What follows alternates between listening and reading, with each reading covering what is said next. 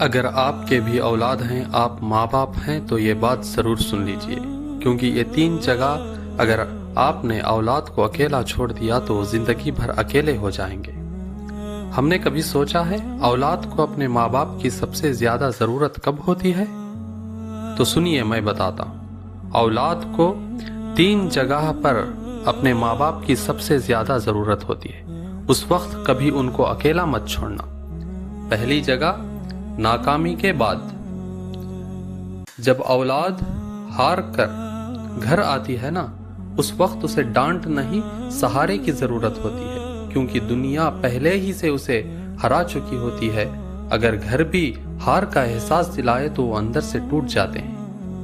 آپ کا ایک جملہ میں ہوں نا، پھر سے کوشش کریں گے، اتنا کہنا ان کی زندگی بدل سکتا ہے۔ دوسری جگہ، غلطی کے بعد۔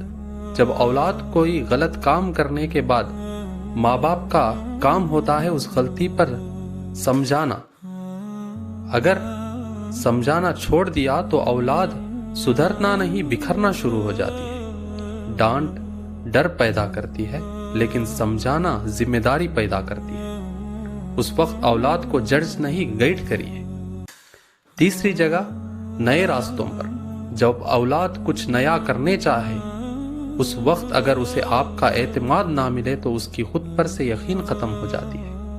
لیکن اگر آپ اس کا ہاتھ پکڑ کر کہیں، مجھے تم پر پورا بھروسہ ہے، تم آگے بڑھو، اتنا کہنا ان کے اندر اتنی ہمت پیدا کرتی ہے کہ وہ ناممکن کو بھی ممکن بنا دیتے ہیں۔ اللہ تعالیٰ قرآن مجید کے سورہ نساء کے اندر فرماتا ہے، اور ان کے ساتھ احسان کا برتاؤ کرو۔ علماء کرام اس میں بتاتے ہیں کہ اپنی ذمہ داری میں جو ہے ان کے ساتھ بھی احسان ضروری ہے۔